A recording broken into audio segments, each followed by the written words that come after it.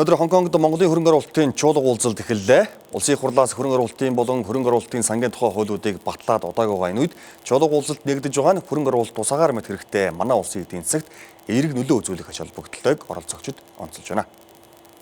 Ер нь бол Монгол болсон хууль зүйн өөрчлөлтийг жишээлбэл Жавхланбаатараар ярьсан Investment Mongolia агентлагийн дарга.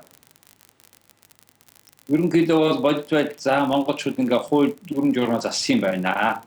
Хизээ хэрэгжүүлж яах гэж байгаа юм болоо гэсэн тийм асуусан тийм байдалтай байна. Өнөөдөр уулуурхай санхүүгийн тухай ярьсан. Маргааш засаглал бус боломжийн тухай ярих гэж байгаа.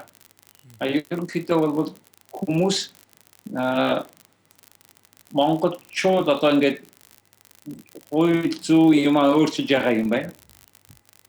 Гэхдээ босод ер нь ямар боломжууд хаана гарах нь юу намар байна, юу хэцүү байна гэж ингээд ярьсан хурд болоо. Ялангуяа сая ерөнхийлөгч өнгөрсөн хагас өдөр болсон засаглалыг сайжруулах талаар гарсан саналуудыг бол их тэр мэдээллийг сонирхон хүлээж авч байна.